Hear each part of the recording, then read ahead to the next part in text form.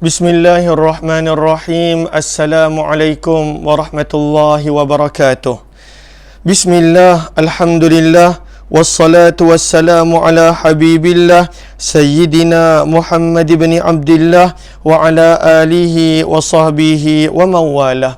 Allahumma rabbi syrah lana sudurana wa yassir lana umurana wahlul uqdatan min alsinatina yafqahu aqwalana.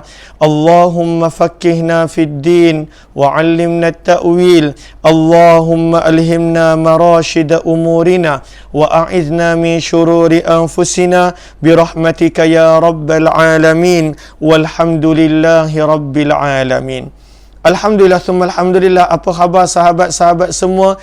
Selamat petang, salam pertemuan dalam pertemuan program Hamba Ilahi siri yang ke-152 bersama dengan saya Umar Aziz. Moga-moga pertemuan ini adalah pertemuan yang menjadikan kita lebih ingat yang kita adalah hamba dan kita memerlukan Allah sentiasa dengan zikir dan doa yang kita pelajari daripada baginda Nabi sallallahu alaihi wasallam. Moga-moga mengajarkan kepada kita adab untuk meminta, memohon kepada Allah Subhanahu wa taala. Ahlan-ahlan kepada sahabat-sahabat yang berada di ruang komen, Zimahdon, Nurhayati Yahya, Zaliha Kamaruddin, Wan Ismail Wan, Sharina Uthman, Aisyah Uthman, Hardi Suhaimi, Nurazia Mukhtar, Elvira, Nurhayati Yahya, Ninda Anis, kemudian Anna Sukaimi, Galik Sprit, Aminah Hitam, Azima, Siti Mazura, Safia Sapian, Arif Taib, Galik Sprit, kemudian Nur Aini Muhammad Tab, Rafi'ah Muhammad Saleh, Yaya Lia, M. Nasir Harun, Rohidah, Sharifah Afidah, kemudian Merwani Ahmad, Nurisa Wan Hassan, Jamaliyah Manab, Ummi Zayhadi, Zainun Hadi, dan juga Allahumma salli ala sayyidina Muhammad, Rahila Junid, Hazita Yaakob, Kasih Masya, Muhammad Nizam Rahadi, Nurasiyah Ahmad Nurasiyah, Rohidah Abdul Rahman, dan juga Ifa Aiman, Zahini Wahid, Fatimah Ali, Nurul Hidayat, Azima, Laila Khalid, Habibah Abdul Aziz, Nasirun Ori, Zeti Abdullah, Kasma Kamis, Haja Gaya Daud, Syamsiah Salih, Fauzia Aziz, Anita Maizan, Iza Salih, dan juga semua sahabat-sahabat yang lain. Ahlan-ahlan kepada semua. Ayahman, Tuan Rahim Syarif, kemudian Zuraida Siddiq, Normah, Serina, Hasiah Nun, Norija Dolah, dan juga semua sahabat-sahabat yang lain. Apa khabar sahabat-sahabat semua? Pada petang Ahad seperti ini, kadang-kala kalaulah macam saya yang memang kebanyakan waktu ada di rumah kerana PKPD, setiap hari dah kelihatan sama. Setiap hari dah kelihatan sama. Namun perlu kita kadang-kala ingat bila adanya hari-hari yang penting, contohnya Jumaat ataupun mana-mana hari yang lain, untuk kita memperbanyakkan amalan seperti mana yang telah ditunjuk oleh baginda Rasul sallallahu alaihi wasallam. Lalu saya harap suara saya adalah jelas, video saya adalah jelas, line saya adalah bagus. Moga-moga dalam tempoh 30 minit kita bersama, kita dapat belajar sesuatu daripada kitab Al-Adhkar Imam Nawawi rahimahullahu ta'ala. Alhamdulillah. Lalu kebanyakan sahabat berada dalam keadaan sihat. Kalau ada yang sakit, moga Allah anugerahkan kesembuhan yang sempurna lagi segera. Ataupun ada ahli keluarga yang sakit, moga Allah anugerahkan kesembuhan yang sempurna lagi segera dalam waktu yang sedikit sukar bagi kebanyakan daripada kita. Maka mohon kita bertanya khabar, tolong menolong apa yang mampu kepada sahabat-sahabat kita yang lain. Moga-moga dengan kita bantu hamba-hamba Allah yang mana manusia ini digambarkan sebagai keluarga Allah, menjadikan kita dilimpahi dengan keberkatan, kebaikan, kesihatan dan juga lain-lain insya-Allah. Hari ini kita nak sambung daripada muka surat 199. Mohon dia sebaik sahabat-sahabat yang baru join untuk bantu share, bantu untuk kongsi, bantu untuk sebar luas dan tag rakan-rakan yang lain. Lalu muka surat yang ke-199. Muka surat 199, riwayat yang ke-291. Muka surat 199, riwayat yang ke-291. Riwayat ini adalah berkenaan dengan bab yang Imam Nawawi dah bawa, orang yang mana dia bangun daripada tidur dan pada waktu itu dia nak tidur balik. Sama ada pada waktu itu dia nak tidur balik lepas dia berzikir ataupun berdoa, ataupun dia nak tidur balik selepas dia dah menunaikan beberapa rakaat solat, ataupun pada waktu itu dia nak tidur balik tanpa melakukan solat dan sebagainya, maka digalakkan untuk dia berzikir dan digalakkan pada waktu itu untuk dia mengingati Allah Subhanahu wa taala. Lalu riwayat yang ke-291. Apakah riwayatnya? Jom kita perhatikan. Riwayat 291 kata Imam Nawawi rahimahullahu taala, وروينا فيه بإسناد ضعيف عن أبي هريرة رضي الله تعالى عنه أنه سمع رسول الله صلى الله عليه وسلم يقول إذا رد الله عز وجل إلى العبد المسلم نفسه من الليل فسبحه واستغفره ودعاه تقبل منه. Lalu ada 3 benda yang digalakkan untuk dibuat pada riwayat 291 ini. Kata Imam Nawawi, kami riwayatkan dengan sanad yang dhaif daripada Abu Hurairah radhiyallahu taala anhu. Lalu dalam kitab mana ini? Tak disebutkan di sini, tetapi dalam kitab bahasa Arab disebut fihi, maksudnya kitab Ibnu Sunni. Lalu kena catat di situ ada dalam kitab Ibnu Sunni. Tak disebutkan di sini. Kami riwayatkan dengan sanad yang dhaif. Dalam kitab apa? Penterjemah tertinggal, tetapi dalam kitab teks asal bahasa Arab iaitu kitab Ibnu Sunni. Kata Imam Nawawi, kami riwayatkan daripada kitab Ibnu Sunni dengan sanad yang dhaif. Kita telah bincangkan dan Imam Nawawi telah nukilkan pada awal mukaddimah bahawa ada sebahagian hadis dhaif yang beliau bawakan dalam kitab ini kerana para ulama telah ijma' sepakat bahawa hadis yang dhaif boleh digunakan pada riwayat-riwayat yang berkenaan tentang fadilat-fadilat ataupun berkenaan tentang amalan. Kerana hadis dhaif itu bukanlah bererti hadis yang maudhu'. Pada beberapa minggu yang lalu pejabat Allahumma salli ala sayyidina mufti wilayah persekutuan ada mengeluarkan satu artikel yang sangat jelas dan sangat baik berkenaan tentang salah faham konsep masyarakat pada waktu itu menyamakan hadis dhaif dengan hadis maudhu'. Lalu bila dengar dhaif, seolah-olah dhaif itu adalah maudhu'. Maka ada artikel yang dikeluarkan oleh pejabat mufti wilayah persekutuan yang nanti saya pun akan share. Saya lupa nak sharekan dan kita boleh faham bahawa sebenarnya ada perbezaan berkenaan tentang apakah itu hadis maudhu' dan apakah itu hadis yang dhaif. Dan hadis dhaif ketika mana pada waktu itu ada banyak turuk, ada banyak pada waktu itu riwayat-riwayat yang menyokongnya, maka ianya akan berubah kepada darjah hasan li ghairihi dan sebagainya. Okey, jom kita lihat. Kata Imam Nawawi, kami riwayatkan dengan sanad yang dhaif daripada Abu Hurairah radhiyallahu taala anhu bahawa beliau mendengar Nabi sallallahu alaihi wasallam bersabda, apabila Allah mengembalikan roh seorang Islam pada malam hari, kemudian dia bertasbih, lalu dia pun memuji Allah, sama ada dengan ucapan subhanallah ataupun seperti doa-doa yang sebelum ini, la ilaha illallah al-wahidul qahar dan lain-lain. Kemudian yang kedua, dia istighfar, memohon keampunan Allah. Dan yang ketiga, wada'ah, dan dia berdoa. Maka sabda Nabi SAW, taqabbala min, Allah pasti menerima permohonan dia. Lalu sekurang-kurangnya, kalaulah kita bangun pada tengah malam, subhanallah, astaghfirullah, dan kita mintalah sesuatu, minta dimatikan dalam husnul khatimah, ataupun minta pada waktu itu kesejahteraan dunia dan akhirat, ataupun minta dimasukkan ke dalam syurga tanpa perhitungan, ataupun minta dipermudahkan segala urusan dunia dan akhirat, minta berdoa.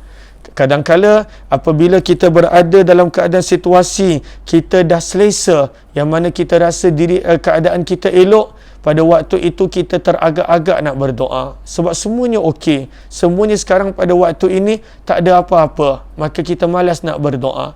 Sebaliknya bila diuji dengan pada waktu itu kesakitan, dengan pada waktu itu apa jua masalah daripada kekeluargaan ataupun kesempitan kewangan ataupun ujian yang mana datang, barulah kita nak berdoa. Mengapa tidak kita sentiasa berdoa? Kerana itulah sifat Nabi dan itulah yang kita belajar daripada kitab Al-Adhkar Imam Nawawi. Sentiasa berdoa. Lalu sebab itu sabda Nabi, bila seseorang itu bangun daripada tidur, dia memuji Allah, dia beristighfar, memohon keampunan daripada Allah dan berdoa, taqabbala min, Allah pasti menerima daripadanya. Lalu ini riwayat yang ke-299. Sebelum ni pada riwayat 288 kita dah belajar dah ada zikir di situ. Riwayat 289 pun kita dah belajar. Kat situ dah ada dah dah ada dah istighfar, dah ada dah tasbih dan juga permintaan. Riwayat 289. Kemudian riwayat 290 adanya pujian-pujian pada Allah di situ. Riwayat yang ke-292, kata Imam Nawawi rahimahullahu ta'ala, warawaina, dan kami telah meriwayatkan fi kitab Tirmizi wa Ibn Majah wa Ibn Sunni bi isnadin jayyid an Abi Hurairah radhiyallahu ta'ala anhu. Kata Imam Nawawi, dan kami telah meriwayatkan dalam kitab At-Tirmizi, Sunan Ibn Majah dan juga Ibn Sunni dengan sanad yang baik daripada Abu Hurairah radhiyallahu ta'ala anhu. Beliau berkata, baginda Nabi sallallahu alaihi wasallam bersabda, bukanlah semua bahasa Arab ini doa. Lalu sabda Nabi SAW, "Iza qama ahadukum an firashi." Iza, apabila, qama, telah bangun, ahadukum, salah seorang daripada kamu, an firashi, daripada tempat tidurnya, minal lail, pada waktu malam, summa ada ilaih, kemudian dia nak tidur semula. Dia bangun dan dia nak tidur semula. Sama ada pada waktu itu selepas daripada solat ataupun tidak. Sama ada selepas daripada apa pun dia buat, dia nak tidur balik. Maka Nabi SAW galakkan dia untuk melakukan adab-adab tidur seperti mana yang kita dah baca pada bab zikir dan doa sebelum tidur. Antaranya apa? Sabda Nabi SAW, "Falyanfudhu bisanfati izarihi thalatha marrat." Maka hendaklah dia kibaskan tempat pembaringan dia dengan hujung kain sarungnya sebanyak 3 kali. Maka daripada sini kita belajar bahawa kalaulah seorang tu tidur, dia bangun daripada tidur, dia nak tidur balik, maka dia digalakkan juga untuk melakukan adab-adab tidur seperti mana yang dia buat sebelum tidur kali pertama. Antaranya kibas tempat tidur dia sebanyak 3 kali. Hadis mengenai kibas tempat tidur kita telah belajar pada riwayat yang ke Allahumma salli ala Sayyidina Muhammad. Pada riwayat yang ke-254, pada riwayat 254, dan doa dia pun lebih kurang hampir sama. Riwayat yang kita sedang baca 292, dia punya adab sebelum tidur, dia punya doa sebelum tidur adalah lebih kurang sama dengan riwayat 254. Cumanya riwayat 254 ketika mana tidur kali pertama, dan riwayat 292 adalah ketika mana bangun nak tidur semula. Maka digalakkan untuk melakukan pada waktu itu amalan-amalan, adab-adab seperti mana ketika mana nak tidur kali pertama. Maka apa yang Nabi suruh buat? Kalaulah dia bangun nak tidur semula, maka pada waktu itu kibaslah tempat tidurnya. فَإِنَّهُ لَا يَدْرِي مَا خَلْفَهُ عَلَيْهِ بَعْدَهُ. Sabda Nabi SAW, ini kerana dia tidak mengetahui apa yang terjadi selepas dia pergi. فَإِذَا طَجَعْ, ketika mana dia telah berbaring, فَلْيَقُلْ, maka hendaklah dia membaca doa berikut. Lalu doa ini sama seperti mana riwayat 250, Allahumma salli ala Sayyidina Muhammad, riwayat 254 yang kita sebut tadi, lebih kurang sama. Apakah doanya? Jom kita baca. Bismikallahumma. Sama-sama sahabat ikut. Bismikallahumma wada'tu jambi wabika arfa'u in amsakta nafsi farhamha wa in radattaha fahfazha bima tahfazu bihi ibadaka salihin. Lagi sekali. Bismikallahumma wada'tu jambi wabika arfa'u in amsakta nafsi farhamha wa in radattaha fahfazha bima tahfazu bihi ibadakas salihin. Lalu kalau kita perasan, kalau riwayat 254 adanya perkataan bismika rabbi. Di sini adalah bismikallahumma. Kemudian kalau kita perasan pada riwayat yang ke-254, wa in arsaltaha. Manakala pada riwayat ini adalah wa in radattaha. Ini adalah antara beberapa sedikit sebanyak perbezaan, namun daripada sudut makna lebih kurang sama. Maka Nabi SAW pada riwayat 292 mengajar kepada kita, bila kita tidur dan kita bangun dan nak tidur semula, maka sebaik-baiknya pada waktu itu kita buat balik adab-adab yang kita dah buat sebelum tidur kali pertama. Antaranya kibas tempat tidur 3 kali, membaca doa yang kita telah sebut tadi. Apakah terjemahannya? Yang mana terjemahannya, dengan namamu ya Allah, aku letakkan badanku, jambi maksudnya bahagian sisi badanku. Kerana Nabi SAW tidur pada lambung kanan, pada bahagian sisi belah kanan tubuh badan mulia baginda Nabi SAW. Maka dengan namamu aku letakkan sisi badanku, dan dengan namamu aku angkat ia. Jika engkau mengambil nyawaku, maka kasihanilah ia. Dan jika engkau memulangkannya kembali, maksudnya memberi peluang untuk bangkit semula sebentar nanti, maka pada waktu itu engkau jagalah ia sebagaimana engkau menjaga hamba-hambamu yang soleh. Jaga daripada perkara yang tak baik, jaga daripada maksiat, jaga daripada perkara yang Allah murka.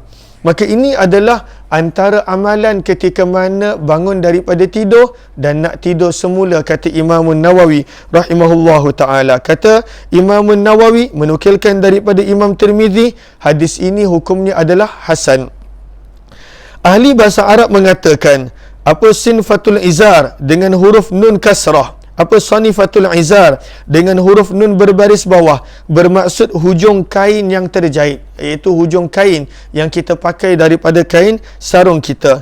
Pendapat lain mengatakan sanifatul izar memberi makna apa-apa daripada bahagian hujung kain. Mana-mana, tak semestinya pada waktu itu kain berjahit ataupun apa, maka gunakanlah itu untuk mengibas tempat tidur. Kalaulah kita, maka boleh guna selimut, boleh guna alas selimut untuk kita kibaskan tempat tidur kita sebanyak 3 kali.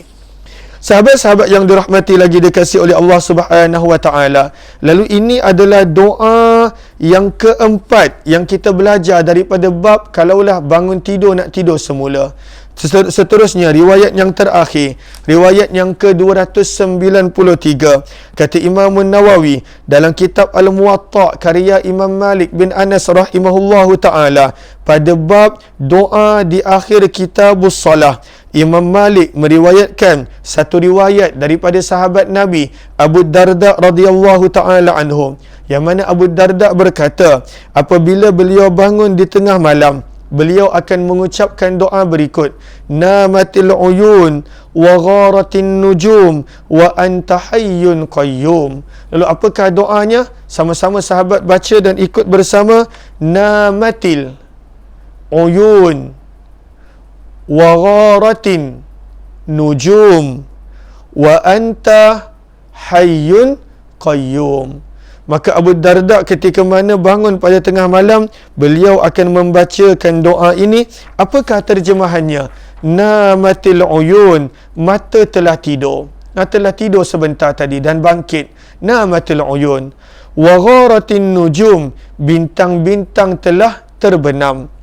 Dan kemudian wa anta hayyun qayyum, sementara engkau ya Allah maha hidup, lagi pada waktu itu maha menghidupkan. Al-Qayyum pada waktu itu mempunyai beberapa makna, tetapi di sini penterjemah memilih terjemahan Qayyum, pada waktu itu menghidupkan. Lalu daripada sini kita nampak inilah 5 doa yang Imam Nawawi bawakan pada bab ini, yang menceritakan berkenaan tentang amalan kalaulah seseorang itu bangun daripada tidur dan dia nak tidur semula, maka hendaklah dia membaca sesuatu daripada mengingati Allah Subhanahu wa taala, dan kalaulah dia mampu amalkan kelima-lima doa yang kita telah belajar ini, dan kalaulah pada waktu itu tak mampu, sekurang-kurangnya dia mengamalkan riwayat 291, bertasbih, memuji Allah, beristighfar, memohon keampunan Allah, dan meminta berdoa kepada Allah Subhanahu wa ta'ala. Lalu ini adalah bab yang menceritakan kalaulah dia bangun dan pada waktu itu nak tidur semula. Tapi bagaimana kalau ada orang yang tak boleh tidur? Dia tak boleh lelapkan mata dia. Adakah ada doa untuk orang yang tak boleh melelapkan mata? Sebab itu Imam Nawawi membawa tajuk yang berikut. Babu ma yaqulu idza, apakah bab yang ke-31, apakah yang patut dibaca daripada zikir-zikir ketika mana gelisah dan tidak dapat tidur. Lalu kalaulah dia tak dapat tidur, dan ini memang kadang-kala satu nikmat dapat tidur. Ada orang yang mana dia kat mana-mana boleh tidur. Tengah bawa kereta boleh tidur. Tengah bersembang dengan pasangan dia, isteri ataupun suami dia boleh tidur. Tengah dengar kuliah dia boleh tidur. Waktu khutbah apatah lagi dia boleh tidur. Tengah makan boleh tidur tak? Jarang orang tengah makan boleh tidur, kecuali benar-benar letih. Tapi sebenarnya tidur ni satu nikmat yang kita jarang syukuri, sebab kita boleh tidur. Tapi sebenarnya bayangkan orang yang tak boleh tidur, dia sukar nak tidur, dia tak boleh nak tidur. Kadang-kala ada sebahagian orang yang terpaksa ambil ubat untuk tidur. Kadang-kala ada orang yang dah ambil ubat pun tak boleh tidur. Maka adakah ada doa-doa yang diajar oleh baginda Nabi SAW untuk kita baca? Kalaulah tak boleh tidur, maka ini dibawakan bab yang ke-21 ketika mana orang itu gelisah dan dia tak boleh tidur. Daripada cara susunan Imam Nawawi kita belajar bahawa apabila seseorang itu berada dalam kegelisahan, apapun atas tujuan sebab kegelisahan dia, maka itu antara sebab pada waktu itu menjadikan dia sukar untuk tidur dan juga tak boleh tidur. Ada yang kata loading. Adakah memang masalah daripada internet saya? Ada yang kata loading. Mohon sahabat-sahabat berikan maklum balas sekejap. Adakah internet saya ada masalah sebab saya terperasan ada yang kata loading. Lalu adakah masalah daripada line saya ataupun jelas? Lalu ada yang kata jelas. Okey. Allahumma salli wa sallim wa barik alaihi wa ala alihi. Lalu bagaimana kalau seseorang tu tak boleh tidur? Lalu kita dah belajar zikir sebelum tidur. Kita dah belajar zikir ketika mana bangun tidur pada bab yang kedua. Kita dah belajar zikir dan doa ketika mana bangun tidur nak tidur balik. Tapi bagaimana pula dengan orang yang tak boleh tidur, berada dalam kegelisahan? Maka Imam Nawawi, lalu ramai yang kata jelas. Moga Allah permudahkan untuk sahabat-sahabat yang mungkin ada sedikit sebanyak gangguan pada line, sebab kebanyakan sebut jelas di sini. Lalu saya tengok kebanyakannya jelas, Kajang, Gombak, kemudian ada yang daripada Putrajaya, Singapura pun jelas, Seri Manjung pun jelas, Singapura jelas Shah Alam, Laman Seri, Senawang, Kuantan, Pagoh. Lalu ramai yang kata jelas. Lalu mungkin ada sebahagian sahabat yang ada masalah internet di tempat mereka. Moga Allah permudahkan. Okey, adakah kita boleh teruskan? Kerana masih lagi ada masa. Lalu saya rasa kita teruskan sedikit. Kata Imam Nawawi rahimahullahu ta'ala. Okey, ada yang kata ada gangguan internet. Okey, Norijadullah kata kalau loading keluar dan masuk balik. Rawang jelas tiada gangguan internet, Bunga Lawang. Okey, moga Allah permudahkan. Thailand pun jelas. Terima kasih Asam Tula dan juga sahabat-sahabat yang lain. Jom kita lihat. Kata Imam Nawawi rahimahullahu ta'ala pada riwayat yang pertama, warawaina, dan kami telah meriwayatkan fi kitab Ibn Sunni, dalam kitab Ibn Sunni. Kitab Ibn Sunni iaitu Amalul Yaumi wal Lailah, di mana Imam Nawawi banyak meriwayatkan doa-doa daripada kitab Ibn Sunni. Daripada siapa riwayat ini? Daripada Zaid bin Thabit radhiyallahu ta'ala anhu. Seorang yang sangat, Masya Allah, keilmuan dia sangat terselah. Kita nak baca sedikit catatan daripada Ibnu Allan dalam kitab beliau Al-Futuhatur Rabbaniyah berkenaan tentang sahabat Nabi ini, Zaid bin Thabit. Nama beliau adalah Zaid bin Thabit bin Dhaha, yang mana kunyah beliau adalah Abu Kharijah. Kha alif ra jim dengan ta marbutah, itu adalah gelaran dan kunyah beliau. Beliau adalah seorang anak yatim kerana ayahnya Thabit meninggal dunia ketika mana peperangan Bu'ath. Peperangan Bu'ath, Ba, Ain, Alif, Tha adalah peperangan terakhir yang paling dahsyat di antara penduduk Madinah sesama mereka sendiri, iaitu Aus dan juga Khazraj. Lalu ketika mana baginda Nabi SAW datang, pada waktu itu usianya dah 11 tahun, dia adalah seorang anak yatim. Lalu Zaid bin Thabit adalah anak yatim, sama seperti mana kebanyakan pemuda-pemuda Madinah pada waktu itu yang kehilangan bapa ketika mana dalam peperangan Bu'ath dan juga dalam peristiwa yang lain. Bila Nabi SAW sampai di Madinah, waktu itu usianya 11 tahun. Bererti bila Nabi wafat, usianya baru lebih kurang 21 tahun. Sebab itu ketika mana dalam perang Badar dia nak ikut, Nabi SAW tak benarkan. Namun kata para ulama sirah, Nabi benarkan untuk diikut dalam perang Uhud.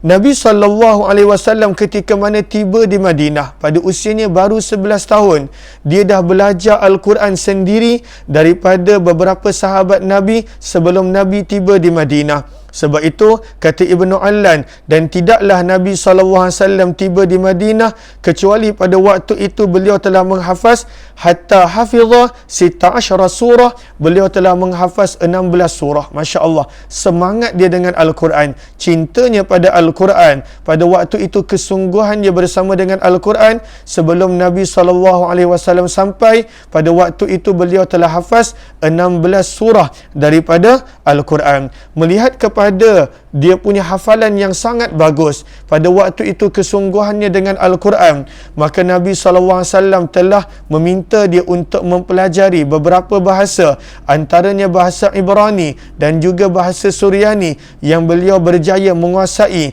untuk menterjemahkan buat baginda Nabi. Bahkan bukan sekadar menterjemahkan, boleh menulis untuk baginda Nabi SAW dalam kurang lebih daripada tempoh 15 dan 17 hari untuk kedua-dua bahasa tersebut. Dan beliau pada zaman Nabi sangat dimuliakan. Walaupun pada usia yang muda, beliau pada waktu itu telah dilantik menjadi salah seorang penulis wahyu Nabi SAW. Ketika mana peperangan Tabuk, pada waktu itu bendera Banu Najjar dipegang oleh seorang sahabat yang lain. Nabi ambil bendera Banu Najjar daripada sahabat itu, Nabi serahkan kepada Zaid bin Thabit radhiyallahu ta'ala anhu. Maka sahabat yang pada awal diberikan tanggungjawab memegang bendera Banu Najjar, iaitu Umarah bin Hazam, dia pun terkejut, dia takut Rasulullah marah dengan dia. Dia pun tanya dengan Rasulullah, wahai Rasulullah, abalagaka syai'un anni, adakah sesuatu benda yang kau tak suka tentang aku telah sampai kepada kamu? Nabi kata tidak. Walakinil Qur'ana yuqaddam, akan tetapi orang yang ada Al-Quran sentiasa dimuliakan.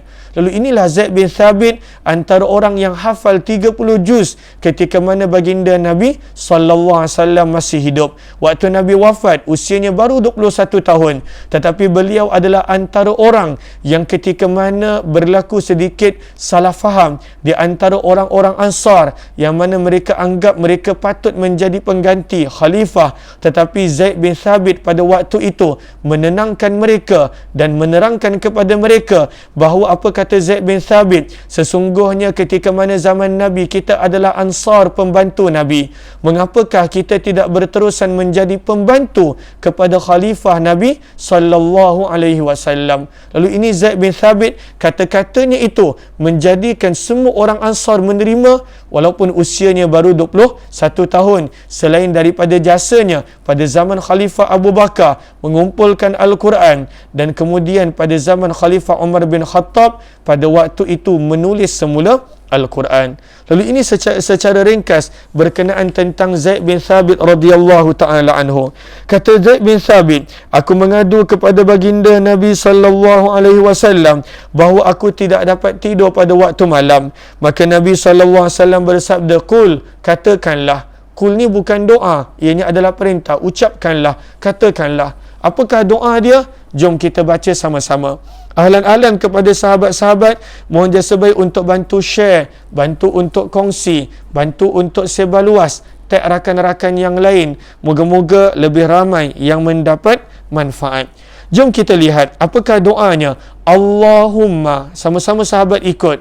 Allahumma gharatin nujum wa hada'atil uyun wa anta hayyun qayyum la ta'khudhuka sinah wala naum ahdi laili ya hayyu ya qayyum ahdi laili wa anim aini. Lagi sekali kita baca. Lalu ianya lebih kurang sama dengan riwayat yang ada dalam Muwatta, riwayat yang ke-293. Ada beberapa perkataan yang lebih kurang sama. Jom kita baca lagi sekali.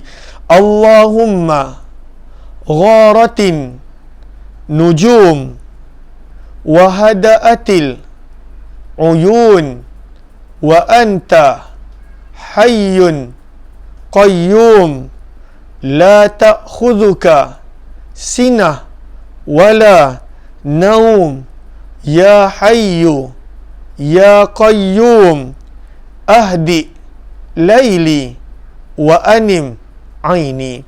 Apakah terjemahannya? Kalau tak boleh tidur, kena amalkan doa ini. Bukannya tak boleh tidur, tak boleh tidur lah. Maka ambil handset, tengok lagi satu movie. Tengok lagi beberapa episod drama.